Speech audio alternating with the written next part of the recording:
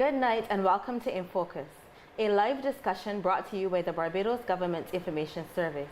I'm your host, Sharifa Medford-Gilkes, and tonight we take a closer look at an ambitious national agenda that is shaping the future of education in Barbados. In a recent parliamentary statement, Minister of Educational Transformation Chad Blackman reaffirmed the government's commitment to building a world-class, equitable education system through the launch of Every Child Barbados, a renewed movement to ensure every learner, no exceptions, has the skills, values, and opportunities to thrive in the 21st century. This educational transformation is already delivering results in classrooms, communities, and across our national education framework. Joining me to unpack this bold agenda are Chief Education Officer Dr. Ramona Archer-Bradshaw, Director of the Change Management Unit Dr. Paul Murphy, and Literacy Lead in the Ministry of Educational Transformation, Janelle Little. A warm welcome to you all. Thank you. We're going to get right into it. I'm going to pose the first question to Dr. Ramona Archer-Bradshaw. At the core, what does Every Child Barbados mean for the future of the education system in Barbados? Thank you for the question, Sharifa. For us, when we think about Every Child Barbados, it is the relentless pursuit of ensuring that every child within Barbados has the ability to reach his or her potential despite their background, their socioeconomic status, or their abilities. We want to create an education system that is fair, inclusive, relevant, and modern. We call it a firm foundation.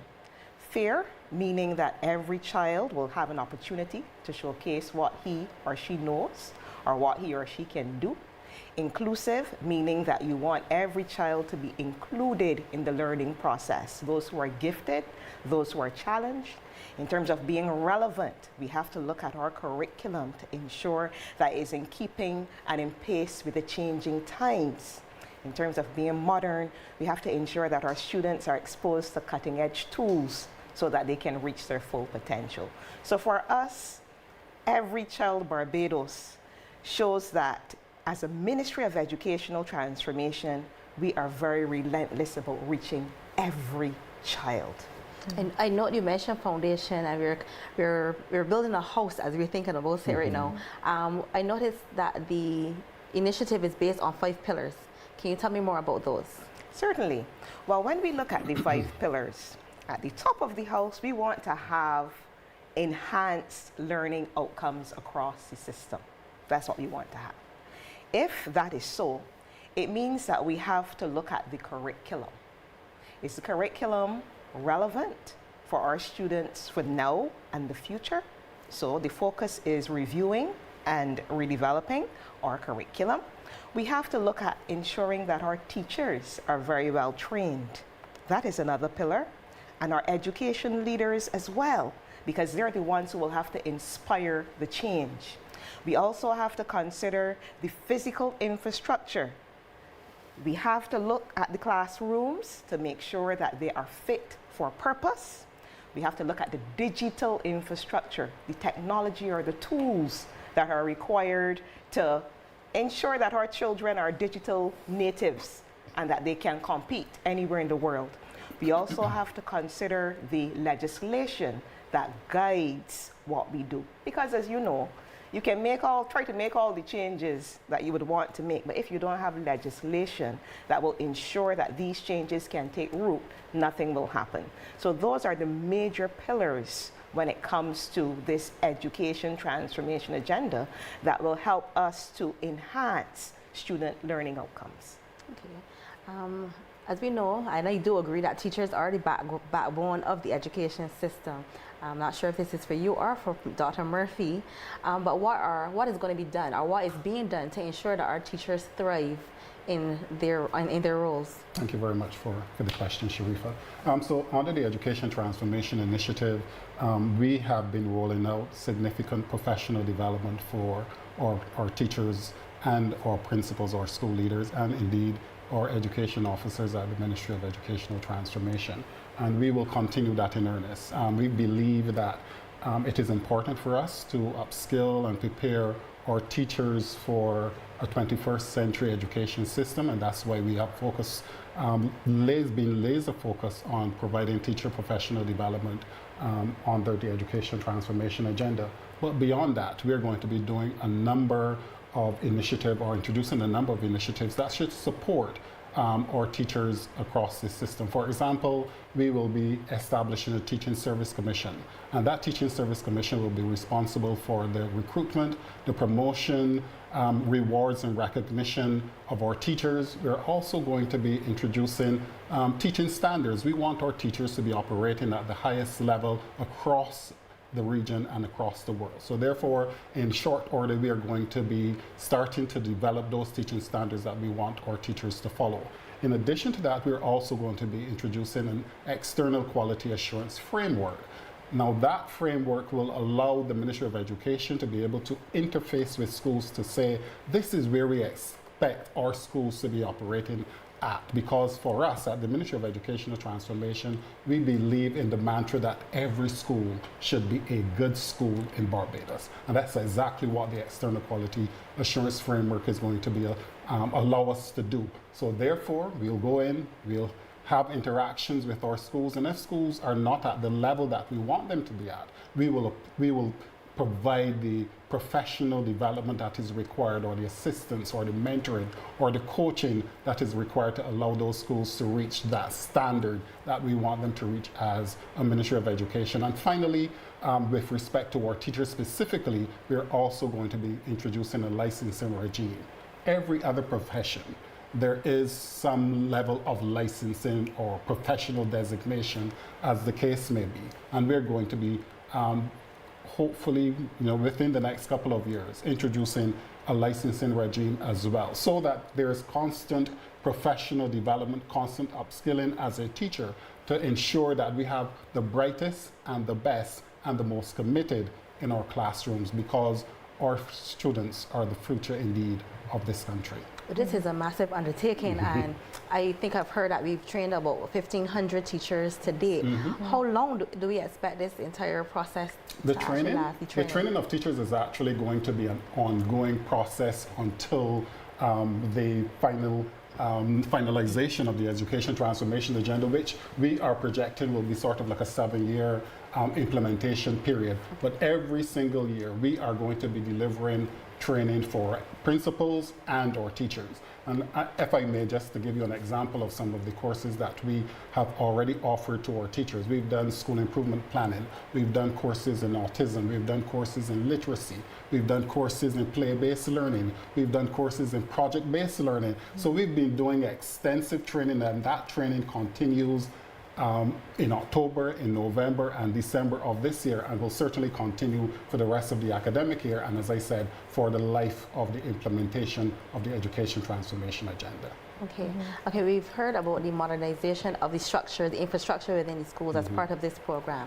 What can parents and students expect in the coming months, years? Similar to what we're doing with respect to professional development for teachers, we also believe that it is important for us to provide modern facilities for our teachers and our students. And therefore, we are committed as a ministry to enhancing our facilities so that they are safe, they're climate resilient, and that they have a more 21st century orientation to them. Many of our schools are between 50 and 200 years old, and many of them lack the necessary maintenance to keep them in a state where they are suitable for teaching and learning, unfortunately. What we propose is that we will be retrofitting, upgrading, modernizing our schools so that we improve ventilation, we improve lighting, and that we are providing accommodations that are suitable for academic and extracurricular activities. So when a parent goes to a school in the near future, we want that parent to be able to say, wow, I feel comfortable that my child is going to be attending this particular school. We want teachers to be comfortable in their working spaces so that we don't always have to be, constantly saying to the press, oh, we have to do the necessary repairs at school A or school B. but that will hopefully become a thing of the past once we complete all of the infrastructure works under the education transformation agenda. And of course, finally, our students. We want our students to feel as though this is really a place of learning. This is a place for social engagement, and this is a place where I would want to be as a student. So that's what we planned as part of the infrastructure works on the education transformation. So how can the parents and the NGOs and members of the community assist in this transformation? There are several ways that the members of the community and the NGOs can assist. First thing first, I would wish for them to go on our website, go on our Instagram pages, and learn more about the education transformation agenda. Because our mission is to make the education system in Barbados the #1 education system in 7 years. And we are going after that mission, not only as an idea, but with a concrete plan, with concrete indicators. Persons can donate their time, they can donate their energy. We want all the help that we can get. This is not a Ministry of Education alone effort. We want all hands on deck for us to ensure that our children realize their full potential. Now, over the past year, we've been getting assistance from various organizations. I will mention some now. So we have the Rotary Club, we have various ministries, the Ministry of Health and Wellness. All kinds of organizations and NGOs and persons have been assisting us in realizing our goals. What I want now is for the whole of Barbados to see the vision. We can no longer teach as we used to teach. It is not a case where a teacher now should be standing in front of the class and just delivering instruction. We as teachers should be facilitating learning. Our students should be asking questions in class, trying to solve problems, critical thinking, problem solving, because it's about ensuring that our children can stand neck and shoulders with the rest of their peers across the world. I know in Barbados there's this competition about schools, secondary schools, which secondary school you're going to, and this one is better than that one. But when we look on the world stage, when people look at a Barbadian, they're not interested in whether you go to school A or school B. They are seeing a Barbadian. And what we want over the next 7 years is that when people look at a Barbadian, they see a global citizen with Bajan roots. Those values that make them inherently Bajan. We want them to have proper skills, attitudes, and values that conduce to excellence. So if you want to help, feel free to reach out to the Ministry of Educational Transformation, learn more about our education transformation agenda, because we have programs for teachers, programs for parents. We're looking at breakfast programs. We're looking at sports, extracurricular activities. There are several ways that persons can help. So just reach out. We're willing to accept the help. If I may, I think if it's one thing that we should leave here this evening with is that the education transformation agenda is really a whole of society initiative. And it isn't really about education. Education transformation is about nation building and building a prosperous and resilient Barbados. And therefore, every single one of us has an obligation, I think, as the director of the Change Management Unit, to play a role in ensuring that the Education Transformation Initiative, as pronounced by the Minister of Educational Transformation, is indeed a success. Well, I'm definitely sold. I'm anxious to get on the website now to get some more information and see how I can help as well. But I noticed in the ministerial statement, literacy and math was one of the cores of the whole initiative. Janelle, I know that you are the literacy lead here and you work with the SOAR program. Yes. Can you tell me more about that and its role in this whole initiative? Sure, thanks for the question. I want to say that SOAR stands for Strengthen Our Ability to Read. So SOAR is focused on strengthening the students' ability to read. And during that period, we have our teachers who, as the Chief and Dr. Murphy mentioned, were trained in various structured programs. And during that period, we want our teachers to engage the children in those programs. we also want our teachers to strengthen their ability to teach reading. And we created programs and we selected programs that have that instructional support for the teachers. So during that 35-minute period every day, our children will be exposed to the programs that we have selected as a ministry, the Snappy Sounds program, the Linda Mood Bell Seeing Stars program, which are programs that take our children systematically from very simple concepts to more complex concepts, step by step. And we have the teacher manuals, we also have online support. So during that period, we want to strengthen our students' ability to read, and we want our teachers to have their ability to teach reading strengthened. We also have peripatetic teachers providing job-embedded support. So our teachers will have persons actually holding their hands during that period.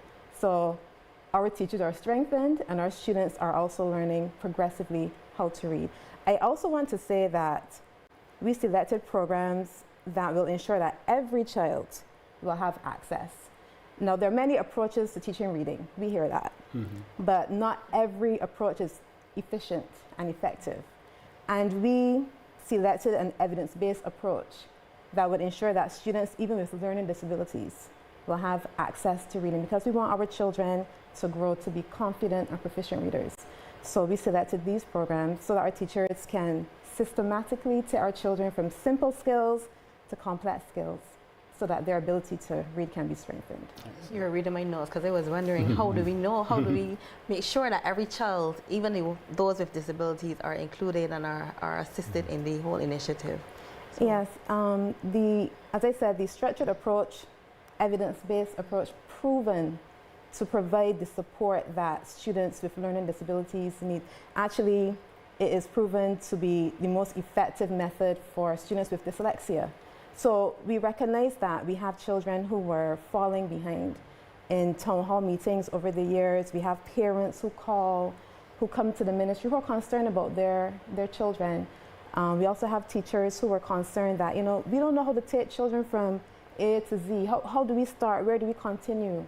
And we selected programs that answered these questions and provided support for the teachers, even as it provided support for the students as well. Okay, thank you very much. Well, we have a question already from the audience. They're very anxious for this segment. Destiny and Purpose Academy. How can organizations focused on empowering youth support this effort? We would like to know more. But you touched on that a bit just now, but just, reiterate it for Destiny and Purpose Academy. Well, I'm very happy that Destiny and Purpose Academy are interested in partnering with the Ministry of Educational Transformation, but feel free to reach out via email to the Permanent Secretary or the Chief Education Officer, Ministry of Educational Transformation, and you can state how you would wish to assist us. I mean, it's limitless in terms of the assistance. As I shared, we always speak about ensuring that we enhance learning outcomes, but even something like a breakfast program, contributing items, because our students cannot learn if they're not well fed. And some of our students don't have an opportunity to get proper breakfast in the morning. So if you want to assist in that way, you can. If you want to teach dancing classes in the evening at a school, let us know. I mean, there's so many ways that persons can assist. So just write to us. I also want to add that you can also share what we are seeing on social media. When you put out information, just sharing it, even if we can't help physically or financially, sharing the information, because somebody else may see you share it, they would be able to help. That's correct. So I want to encourage persons to share the information that you put on the education website. Thank you so much. Okay, we have one more question from the audience. This is from Becky Rollins. There are concerns about student behavior. What systems will be in place to help manage that? And getting new schools and systems without improvement in behavior will not solve the problem. So it's a question and a comment. Right, so Becky is absolutely right. Student behavior is concerning for us as well. Now, we recognize that after the COVID-19 pandemic, there had been an increase in student misbehavior. And we purposely said that we are going to introduce a strategy to try to curb that. From this academic year 2025, we began to implement a program called the Vibe Plus program. It stands for Values-Based, Inclusive, Behavioral Excellence, Empowering Learning Environments. And this program is one that promotes school positive behavior management, where clear expectations are laid out for students and there is enforcement. Students are also rewarded for positive behaviors, encouraged, to promote their school in a positive light. We started what we call our triple M, our motivational music melodies, on mornings where our schools will play music, uplifting music for the students on morning just to settle the school. And we have seen some improvement. I mean, there has been some settling over the past 3 weeks. Of course, this is something that we will continue to monitor. There's always, you will always have teething problems, teething issues, but as a Ministry of Educational Transformation, we're willing to engage with our partners and see where we can improve, if we have to improve, and build from strength to strength. So I thank Becky very much for that question. If I may, just to say that the presentation of maladaptive behaviors is not always a case of children wanting to misbehave or present with bad behavior. It could be something psychological, it could be social, it could be related to their home environment or whatever the case may be. And I think that the ministry has also made a concerted effort to strengthen our psychosocial support services across the system. Even today, the chief and I are always having conversations either about inclusive education or psychosocial support services. And the chief was making the point that I think it was about 3-4 years ago, we had about 12 student support services. Today we have around 40. Because we have moved aggressively to address the areas of maladaptive behaviors and people who may need that psychosocial support across our system. And I think as we strengthen these areas, we are going to start to see a reduction in the type of behaviors that Becky spoke about across our schools. And of course, we are providing professional development to our teachers and our principals. We are going to be introducing a psychosocial support policy, which should spell out what it is that the ministry should do with respect to ensuring that we deal with these behaviors, and as well as what should schools be doing to ensure that they're also able to manage when these behaviors present themselves. I also want to add that we have to get the parents on board as well, because children spend some time at school. They spend a lot of time with their parents and persons in their community. As a result, the Ministry of Educational Transformation will be implementing very shortly a parenting program. It's called Parents Engaging Parents, Parents Empowering Parents, where we will be sharing with the parents in our community what good parenting looks like. Some of our parents, yes, they give birth to children and they try to raise them to the best of their ability. But sometimes the methods and the strategies that are being used to raise their children are not the best. They need to be educated. So we're going to be utilizing some very innovative ways to reach out to the parents. Instead of bringing them into a seminar type environment, we'll be going out on the blocks, going to the supermarkets, going to the gas stations, and sharing information with persons so that they can pass on to others. Because as Dr. Murphy said earlier, it is a whole society approach to curb what we are seeing in terms of student maladaptive behaviors. And if I can add as well, we have partners in Jamaica, and an inner city school, Denham High, they engage with the Seeing Stars program and a numeracy program as well. And they had a laser-like focus because these are students who were scoring 0, very, very weak students. And the principal staff, they had a laser-like focus on literacy using one of the same programs that we are using here in Barbados. And it was reported that the police, they were curious as to why they were not seeing the students come to them, why the teachers are not coming reporting the students anymore. Because as the students took ownership and as they became more literate and more confident readers, the school actually saw a reduction in the maladaptive behaviors. So I wanted to come in to say that once we work together and recognize that all of these factors come together to develop the whole child. Yes, Absolutely. Great I like point. that, very hands-on approach. Yeah. Yes. Okay, so we have another question from the audience. This one is from Sandra. How can a parent with a child who has a difficulty reading get help from the ministry? This is up your alley. Janelle. Sure. As the chief said, the parent can make direct contact with the Ministry of Education. I would like to know, for example, which school the parent would be a part of, because our schools have very skilled personnel. We have reading teachers assigned to most of our schools, and we also have our peripatetic teachers as well assigned to the schools. Can you explain that for those who don't understand Sure, what that is? sure. So a peripatetic teacher is a teacher who moves around to different schools. Okay. So currently we have, for the reading program, for the reading initiative, we have 3 peripatetic teachers, excellent teachers. I know they're listening. Excellent. So they serve as coaches, and they have groups of schools, and they would provide support to the schools that they have responsibility for. Okay. If I can prompt you, Janelle, our parent conferences around literacy have Yes. also been used and been very useful in Yes. introducing our parents to some of the concepts that we're going to be using with respect to literacy. That is correct. And actually that is also a forum where parents, when we will be having one in October, so parents who are interested in developing their children's reading behaviors can come to these conferences as well. And if they need additional help, they can reach out to the facilitators who are there. So they have there are several avenues.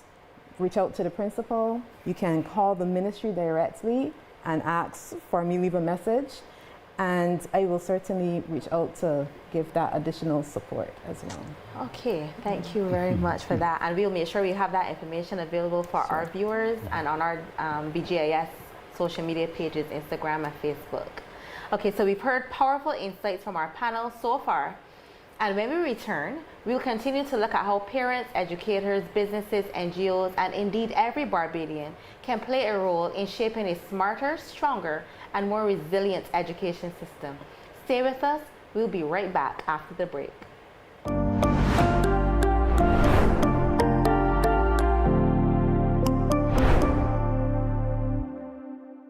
Welcome to Just a Conversation, the podcast where we discuss the topics that matter to you.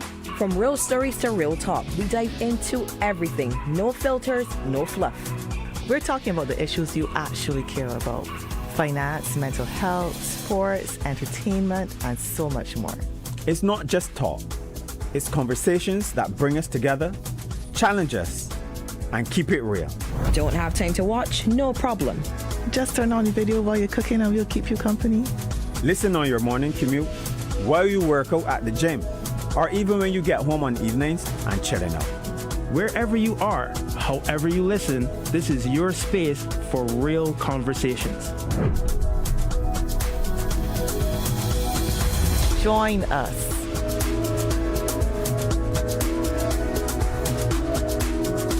Join us.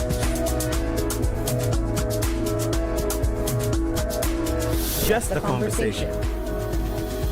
Available on all streaming platforms or wherever you get your podcasts. Follow us on social media at GIS Barbados to share your thoughts or to stay connected. Skip the line, stay inside, and pay the easy way online with the Pace Digital mobile app. Now you can pay for your renewed license, police certificate of character, and more via the Easy Pay Plus platform with the Pace Digital mobile app. Log into Easy Pay Plus, select the service, and confirm. Select the Pace Digital mobile app payment icon for your QR code. Open your Pace Digital mobile app and select the Pace Digital Pay tab. Scan the QR code and confirm your payment. Visit us online to learn more. Don't have the Pace Digital mobile app? Download it today. Attention citizens, if you notice any unusual insects or animals on imported fruits, vegetables, or plants, do not turn a blind eye. These strange organisms may be invasive species, threats that can wreak havoc on our farms, ecosystems, and jeopardize our local food supply. Early detection and swift reporting are our best defenses against the spread of potentially dangerous pests and diseases. contact the Ministry of Agriculture, Food and Nutritional Security at 535-5100. Email to hotline@agriculture.gov.bb or WhatsApp a picture to 832-2445. Protect our agriculture, because a healthy Barbados begins with you.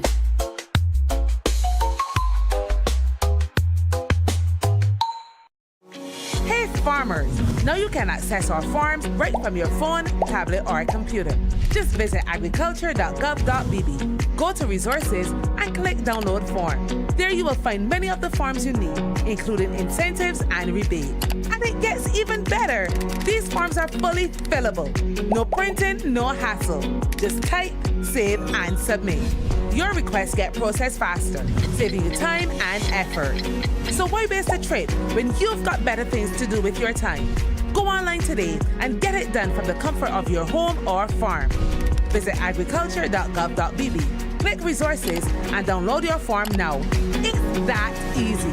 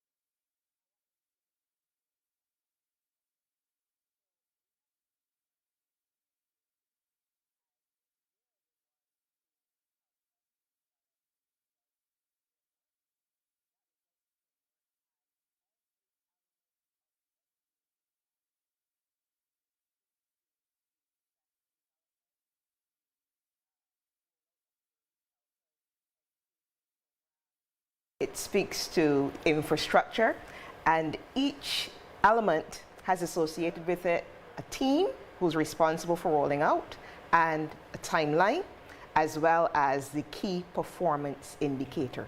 At this time, I'm going to turn over to Dr. Murphy, who will be able to share with you some details regarding the KPIs. Thank you, Dr. Archer-Bradshaw.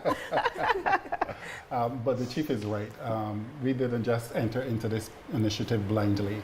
We actually developed a results framework, which we will be posting on our microsite for education transformation to be launched very shortly. So listen out for that, general public.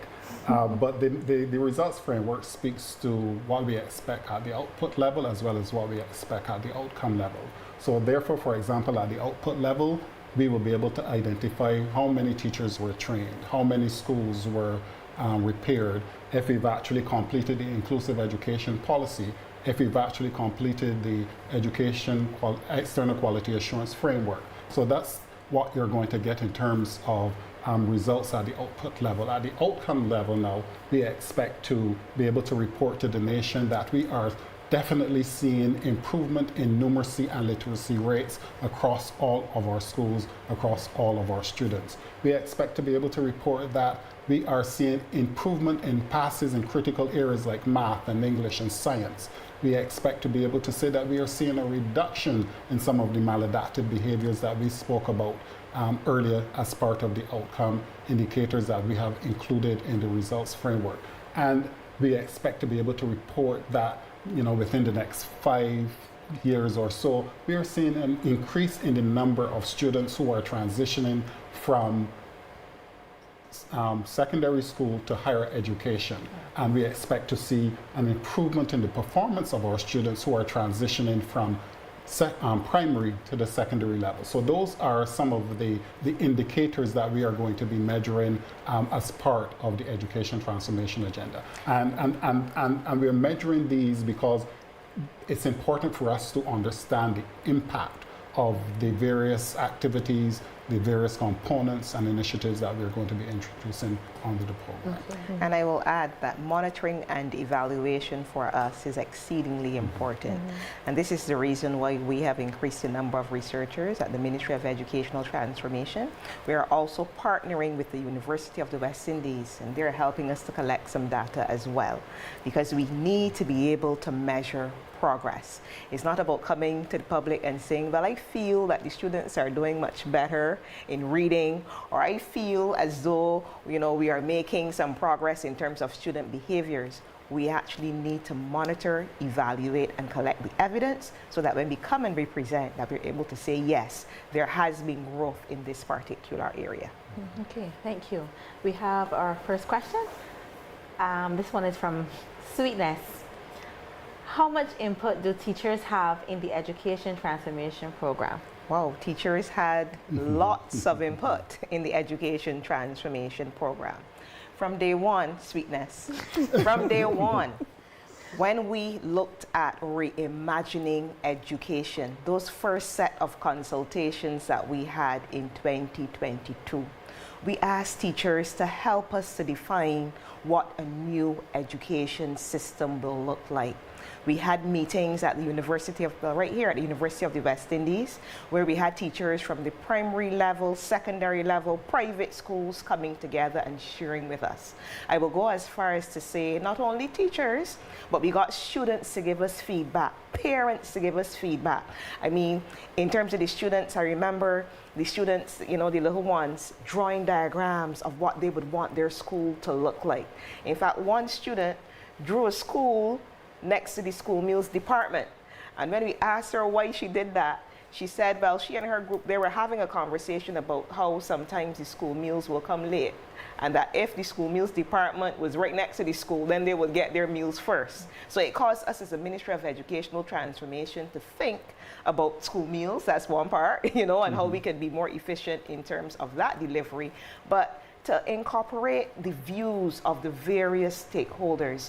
We met with churches, other faith-based organizations. We met with the Barbados Union of Teachers, the BSTU, and other unions, C2SAP, consistently to try to get their input into how this new reimagined education system would look like. Of course, we took all of those ideas. We were able to sift and sort and collate and come up with what is now the education transformation agenda. And even before coming to the public with it, we had meetings with various stakeholders again in focus groups.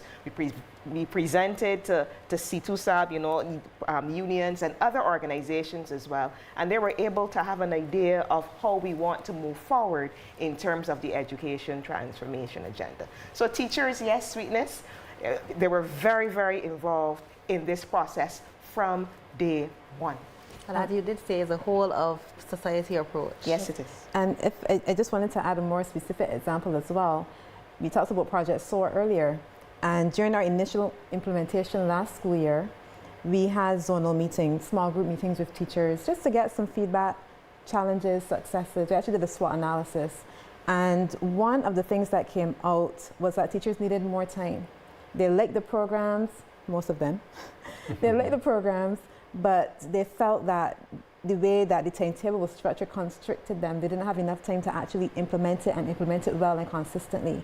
And that was also one of the driving motivators behind having the SOAR period, where we had a dedicated period to teach reading. So we do listen to our teachers because we want to work in partnership with them, because we can't do this on our own as a ministry. They are our hands and feet. They're the ones that will drive this education transformation agenda. So we want to let them know that they are heard and that we will continue to listen and work in partnership with them as well. Okay, good to know. Another question coming in from the audience. 889 Wellflower is asking, you say school plants will be climate resilient, but currently classrooms do not have air conditioning and the temperature is only going up. Will that be a consideration for change now rather than later? You mentioned this earlier, Dr. Murphy. Yeah, you talked about infrastructure. I think we have to find multiple solutions. And I think for some of our classrooms or for some of our laboratories, we may introduce air-conditioned facilities or units, but we also have to think about design. We have to think about how can we design our schools to be able to have natural ventilation that may not necessarily have us introducing air conditioning units into the spaces. For example, we recently completed the Oceana Innovation Hub in Bay Street, and that has been designed to capture the wind flow without necessarily introducing AC units. But you go into that building, Trojan are cool, the natural breeze off the sea. I mean, it really depends on the designs that we can come up with, in addition to some of the other aspects of AC and other things that people may want us to introduce into our classroom to make sure they're climate resilient and that they can, people are comfortable in those spaces. Okay. Another question coming in. This one is from Eliana Ben. Have homeschoolers been included in the KPI assessment, and how will the KPI assessment be adapted for homeschool students? What I can say is that we have been working on a homeschool policy, and once that policy has been finalized and approved, we'll be sharing that with the general public and those persons who are currently homeschooling, so that they know exactly what it is that the ministry would expect from any person who's going to be involved in the homeschool process. But Chief, you may want to elaborate some more on what we are thinking with respect to homeschooling going forward. Yes, so thank you for that, Dr. Murphy.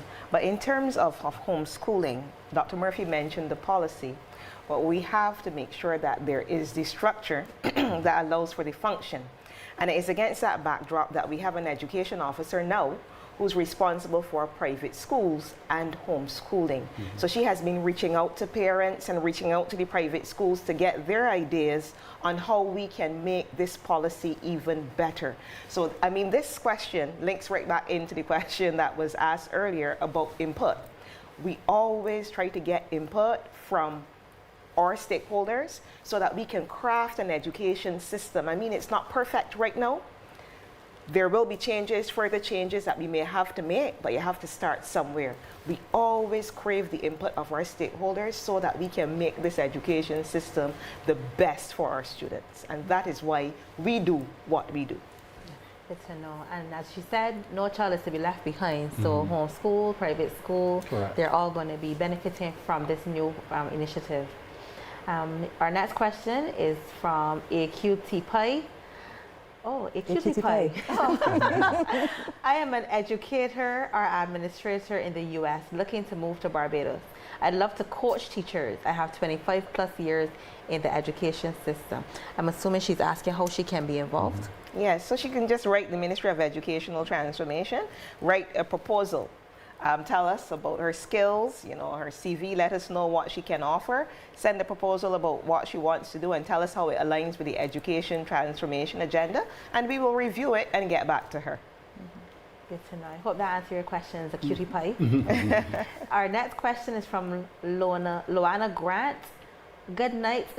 Good night to you. Thank you for taking the time to have this discussion regarding parents initiative. What sources do you use to inform yourselves on best strategies to parent and discipline? Right.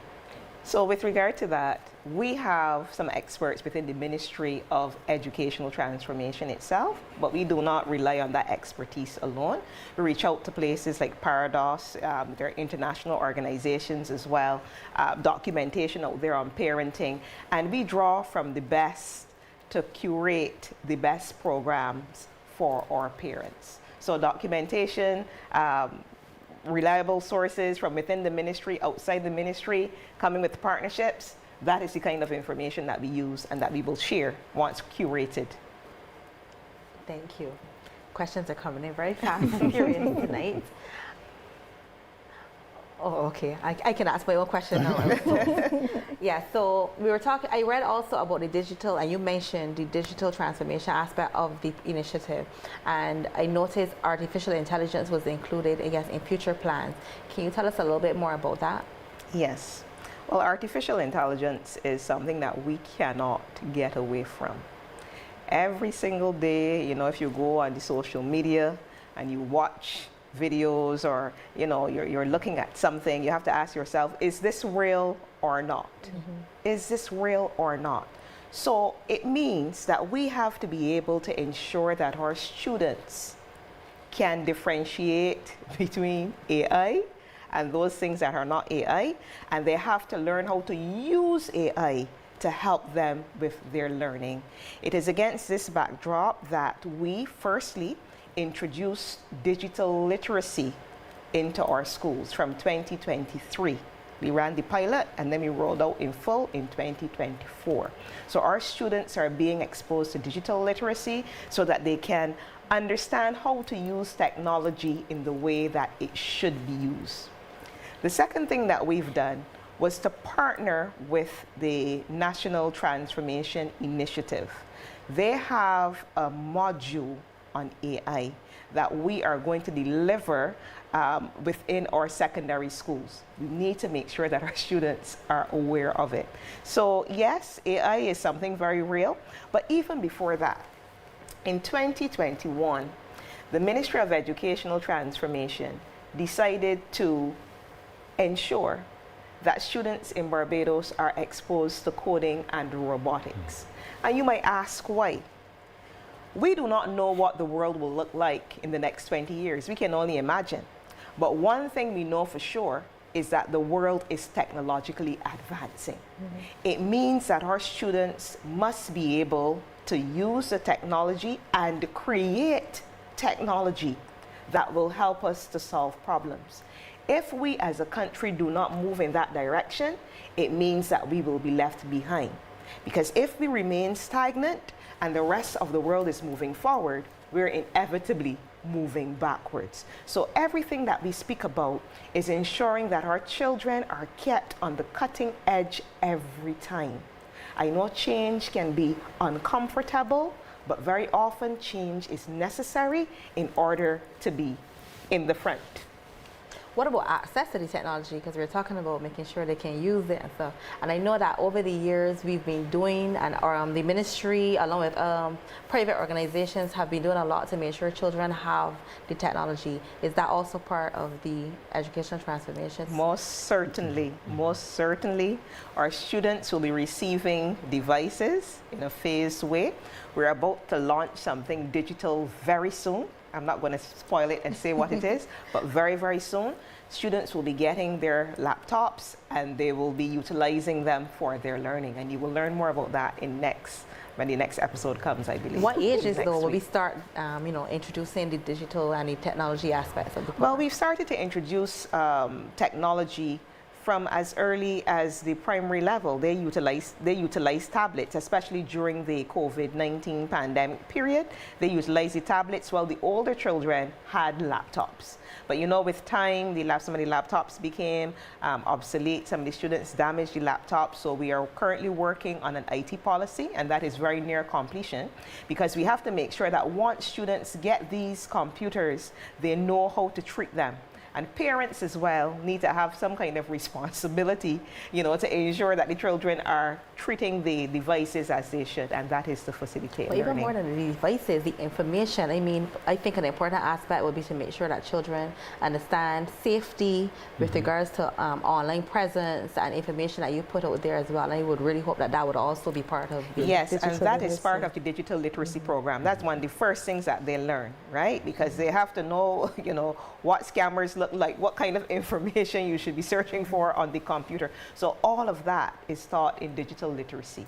And if I may, just to say that as part of the effort to be inclusive, the ministry is also going to be making a concerted effort to provide assistive technology and assistive devices to our children with special educational needs, because as the slogan says, every child Barbados. So we are going to be catering to every single child, not only those who are neurotypical, but those who may be neurodivergent, and therefore every single child will be provided with some level of technology going forward as part of the education transformation agenda.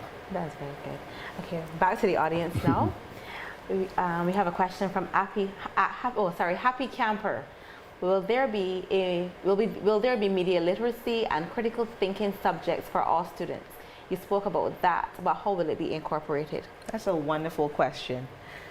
Critical thinking subjects, that's what he's asking about. What we are introducing is a relatively new approach to teaching and learning. It is called the project-based approach.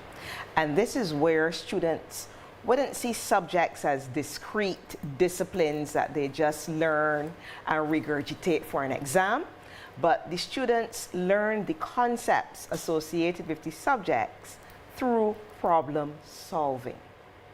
So students might realize we have a problem on our beaches where we have all of this seaweed. How can we utilize this seaweed, to make something that can help us, to make cosmetics or to make bags? So let's say it's cosmetics.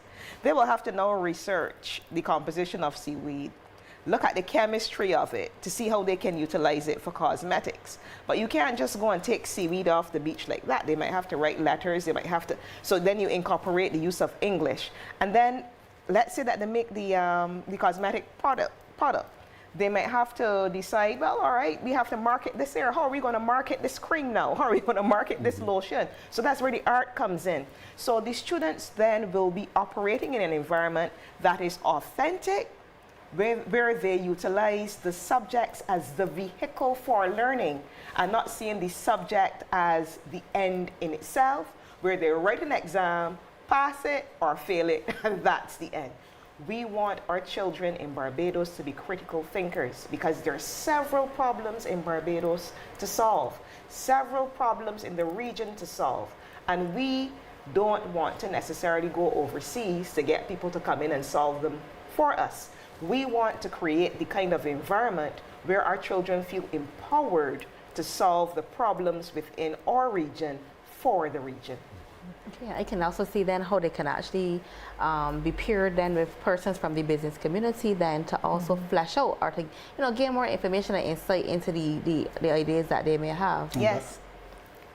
And that's one of the reasons, the chief alluded to it earlier about our curriculum. And for me, curriculum review and curriculum development is sort of the backbone of education transformation. That's really where the rubber really hits the road. And we are reviewing and upgrading and updating our curriculum to do exactly the type of things that the chief referenced earlier, and introducing new concepts like financial literacy and citizenship, coding and robotics, and strengthening those core areas like math and English and science and so on. So everything that we do in education transformation is complementing the other, so that we can produce that student, that person, that citizen at the end of the day that will lead to the resilient prosperity of Barbados. And I want to share with you that we've already had teachers engaged in project-based learning training.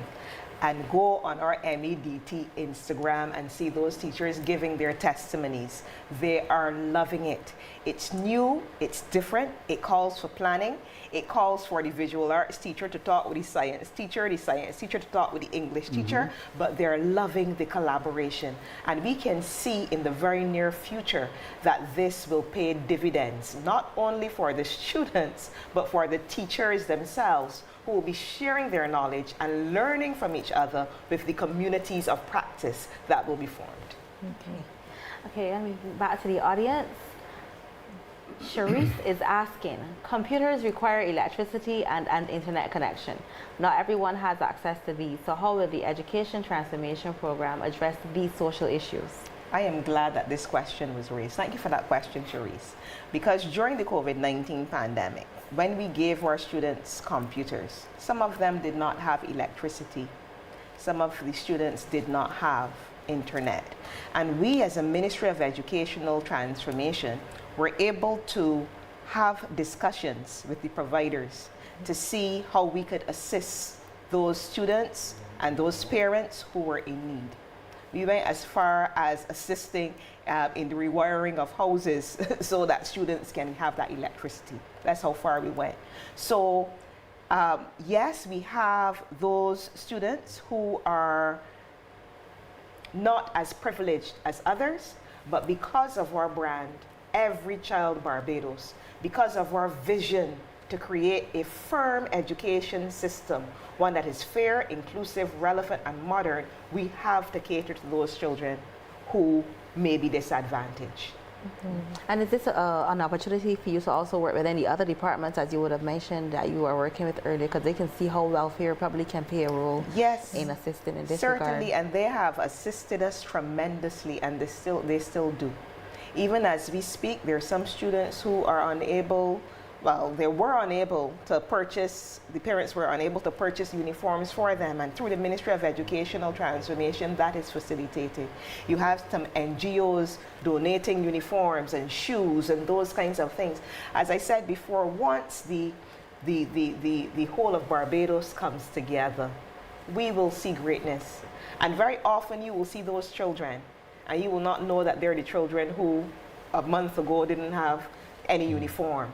You know, even in terms of breakfast programs and students having lunch, there are some students who may not be able to pay for lunch at lunchtime, and the school, we come in as a Ministry of Educational Transformation and we say, well, listen, these students need to get school meals, and this is at the secondary level, and you know that we mainly provide school meals at the primary level.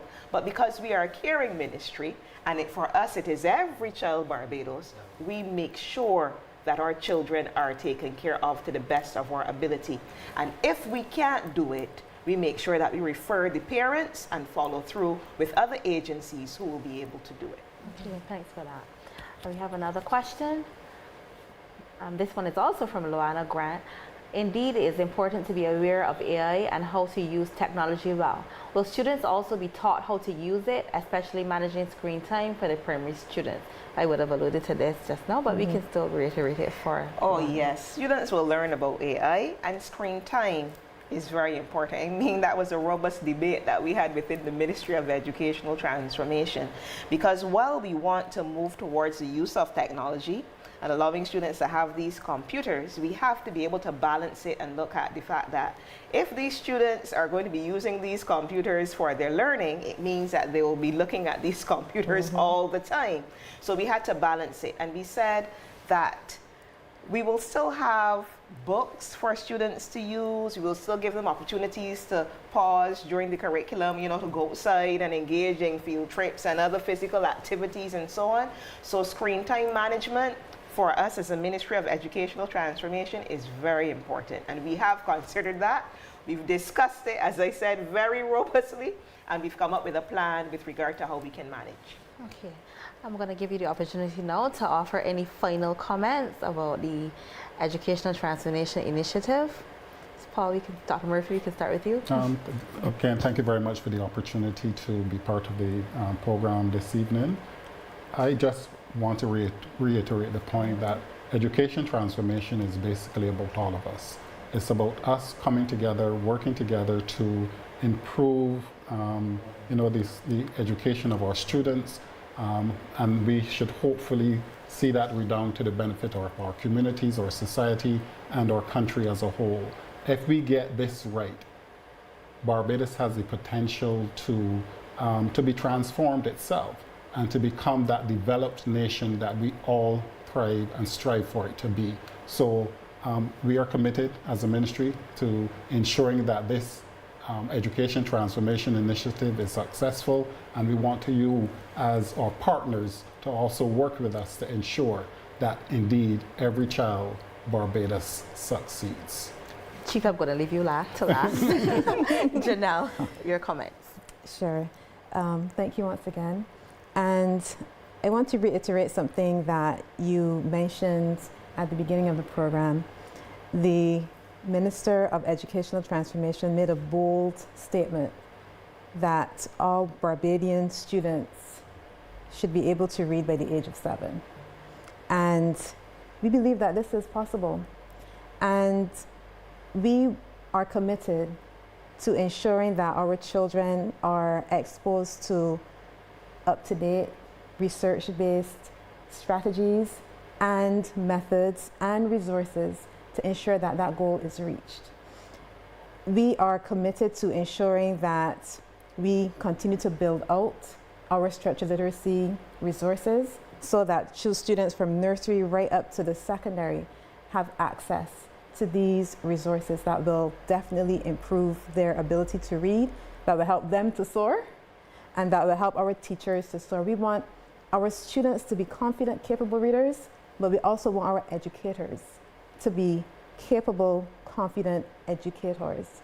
And we know that once our students can read competently and proficiently, that our education transformation agenda will definitely soar. And we intend to put in the work to make sure it happens. Thank you. And now for our passionate and motivated Chief Education Officer. I want to say we have an awesome team at the Ministry of Educational Transformation. Every day that we come to work with our students in mind. How can we make the education system in Barbados better? And we've worked on this, as I said earlier, relentlessly. But we recognize that as a Ministry of Educational Transformation, we can't do it alone. So I urge parents, members of the public, to help us to make this education transformation a reality. Our future as a country depends on it. As I shared before, we are striving to be the #1 education system in the world, and we can be, but we cannot do it alone. So just feel free to reach out to the Ministry of Educational Transformation after going on our Instagram page, MEDT Barbados, and tell us in which area you would wish to help us. We are willing to listen, we're willing to incorporate your ideas, and we are willing to work with you for the betterment of all of us. Well said. Well, as you've heard tonight, Every Child Barbados is more than an education plan. It's a call to action for all of us to contribute to the building of a smarter, stronger, and more resilient nation. With modernized facilities, empowered teachers, and inclusive policies, this movement is ensuring that no child is left behind. I want to thank our guests for sharing their perspectives and giving us much needed insight into this initiative. And of course, to you, our audience, thank you so much for joining us. I'm Sharifa Medford-Gilkes, and this has been In Focus. Until next time, let's all play our part in ensuring that every child in every corner of Barbados has the chance to succeed. Good night.